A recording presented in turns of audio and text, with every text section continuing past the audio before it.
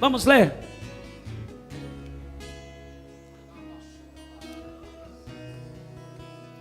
Por isso, tendo este ministério, segundo a misericórdia que nos foi dada, não desanimamos.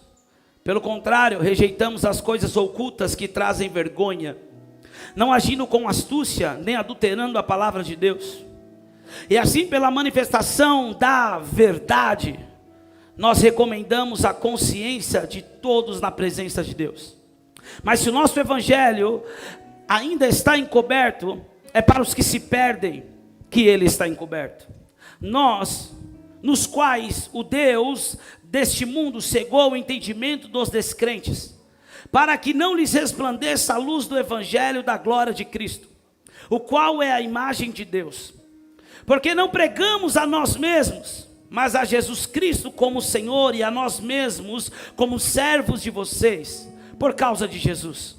Porque Deus, que disse, das trevas resplandeça a luz, Ele mesmo resplandeceu em nosso coração, para a iluminação do conhecimento da glória de Deus na face de Jesus Cristo. Temos, porém, este tesouro em vasos de barro, para que se veja que a excelência do poder provém de Deus, não de nós. Em tudo somos atribulados, porém não angustiados. 2 aleluia, tá bom. Tem alguém que está vivendo isso aqui? Em tudo somos atribulados, porém não angustiados. Ficamos perplexos, porém não desanimados. Somos perseguidos, porém não abandonados. Somos derrubados, porém não destruídos. Levamos sempre no corpo o morrer de Jesus, para que também a vida dele se manifeste em nosso corpo. Porque nós que vivemos somos sempre entregues à morte por causa de Jesus, para que também a vida de Jesus se manifeste em nossa carne mortal. De modo que em nós opera a morte e em vocês a vida. Tendo, porém, o mesmo espírito de fé, como está escrito: eu criei, por isso falei. Também nós cremos e por isso também falamos. Sabendo que aquele que ressuscitou o Senhor Jesus também nos ressuscitará com Jesus e nos apresentará juntamente com vocês. Quantos conseguem dizer amém? Tome o seu lugar aplaudindo ao Senhor por essa palavra. Aleluia. Aleluia. Obrigado, Espírito Santo. Declaramos uma vez mais que não há ninguém maior ou melhor do que o Senhor Jesus neste lugar. Tudo aqui é para o louvor da sua glória. Continue, Senhor, Espírito Santo, nos ministrando e se movendo conforme a tua vontade, conforme o teu querer. Amém? Queridos, Paulo, ele escreve essa carta à igreja de Corinto, e me chama muita atenção esse capítulo, porque quando nós compreendemos a revelação do que Paulo está dizendo nesse capítulo, a nossa vida muda. Sabe aquele negócio em que nós sempre procuramos uma justificativa ou um argumento para não estarmos vivendo aquilo que deveríamos viver?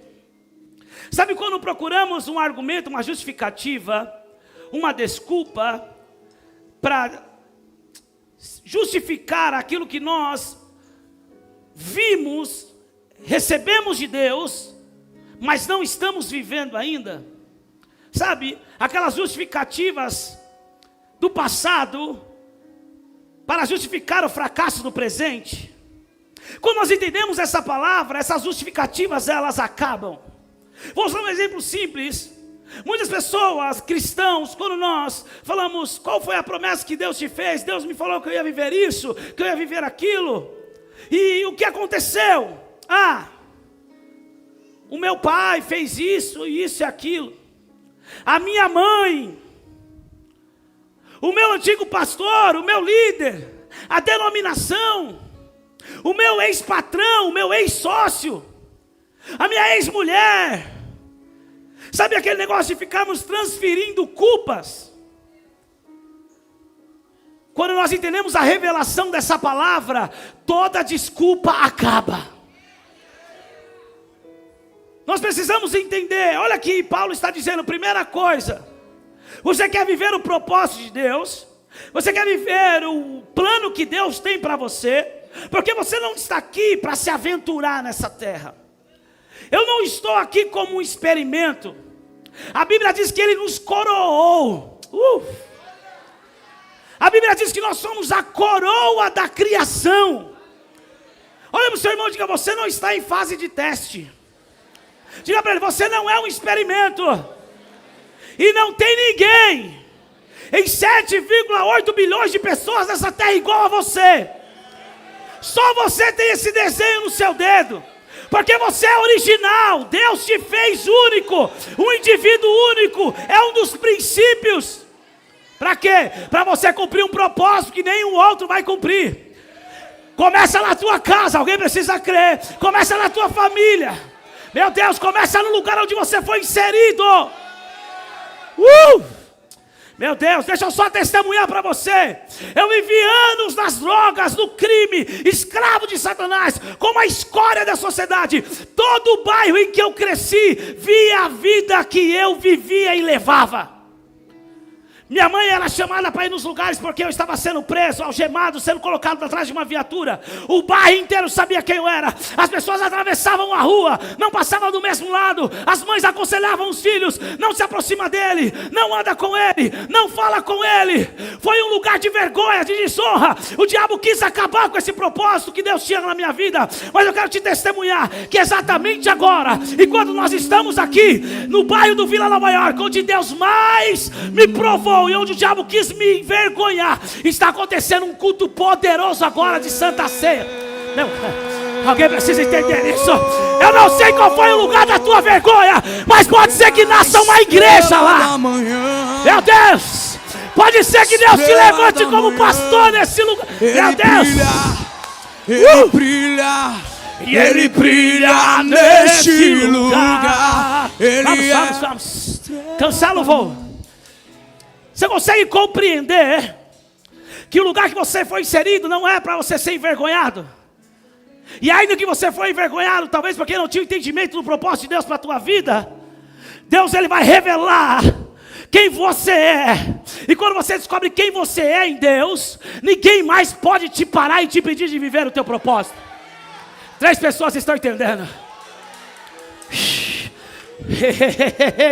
Quando o Senhor me resgatou, na mesma semana eu já estava ganhando jovens para Jesus. As esquinas do Nova York eram cheias de gente fumando maconha. A gente chamava o Nova York de droga work. Eu comecei a parar em todas esses lugares de droga, ponto de droga. E os caras falavam, e aí mano, chegou? Vamos dar um 2? Não vou dar 2. Por quê? Porque eu conheci uma brisa mais louca. Porque eu conheci algo melhor.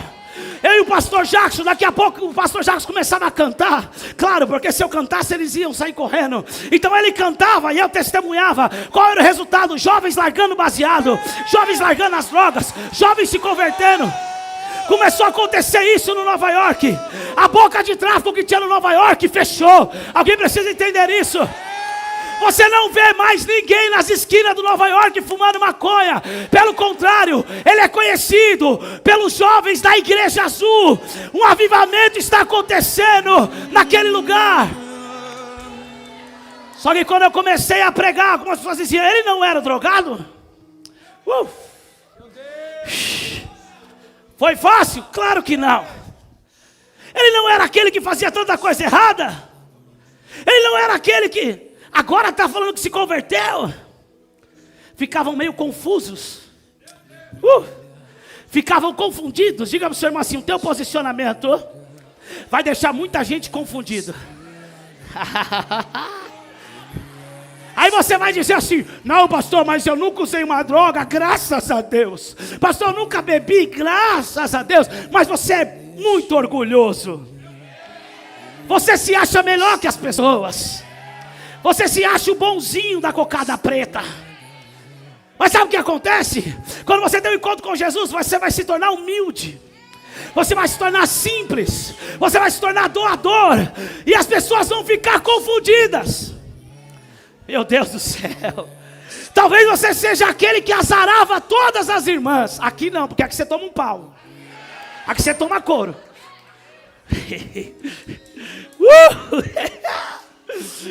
Cadê meu advogado? Me ajuda. Ficava com todo mundo. Aí de repente você contra Jesus. E aí entra no Holy Court. E as pessoas ficam confundidas. Você não era aquele que era o sem vergonha? O que está acontecendo? Vai enganar ela? Não, não vou enganar. Eu estou no namoro santo. Mas o que você quer com ela? Eu quero casar. Eu quero ter uma família. Mas peraí, você não era aquele sem vergonha que saía com todo mundo, que falava que nunca ia casar? As pessoas vão ficar confundidas. Meu Deus do céu. Talvez você é aquele que as pessoas sempre encontraram bêbado na rua. Começava na... e acabava no domingo. E as pessoas se encontravam duro, sem dinheiro, fedido, desarrumado, e agora endividado. Mas de repente vão te olhar com a Bíblia na mão. Em vez de você estar voltando do rolê que começou na sexta, você está indo para o culto de domingo. E sabe o que vai acontecer? As pessoas vão ficar confundidas. Agora eu quero falar biblicamente. Atos capítulo 9, a Bíblia diz que um homem chamado Saulo de Tarso teve um encontro com Jesus a caminho de Damasco. Ele caiu em terra. Ele foi tocado, ele teve um encontro com Jesus. E a Bíblia diz que Saulo de Tarso entrou numa rua chamada direita, dentro de uma casa. Deus desperta o discípulo oculto chamado Ananias. Ananias fica com medo de orar por ele. Por quê? Ele diz: como eu vou orar por esse homem? Ananias ficou confundido, porque disse: ele é aquele que mata aqueles que falam de Jesus. Como eu vou ir lá, Deus? Ei, Ananias, vai lá orar por ele, porque ele é um homem valioso para mim. Eu quero dizer que não importa qual foi o teu passado, não importa a tua situação atual. Se você está aqui hoje, é porque você é um homem, você é uma mulher, você é valioso para Deus. Agora Ananias ora por ele, as escamas caem dos olhos. Qual é a primeira coisa que um liberto, que tem um encontro verdadeiro com Jesus, deseja fazer? Não é ficar rico, não é ficar próspero, não é ter bens para que as pessoas vejam o quanto abençoado você é. A primeira coisa que uma pessoa que tem um encontro verdadeiro com Jesus quer fazer é falar desse Jesus que ele se encontrou. Meu Deus, a Bíblia diz que agora Paulo, Atos capítulo 9, começa a pregar nas esquinas e nas sinagogas. Aí as pessoas ficaram confundidas, dizendo: mas peraí, ele não veio para Damasco para prender os crentes? Ele não veio para Damasco para açoitar os crentes? E agora ele está falando de Jesus? A Bíblia diz que os sábios ficaram confundidos. E aí eu entendo, porque Paulo escreve a primeira carta à igreja de Corinto, no seu capítulo 1, no verso 27, ele diz assim: mas Deus escolheu as coisas loucas deste mundo para confundir a sábia. Eu quero profetizar algo. Vai ter muito sábio que vai ficar confundido com aquilo que Deus vai fazer na tua vida, na tua casa. Alguém precisa pegar essa palavra. Muita gente vai ficar confundida.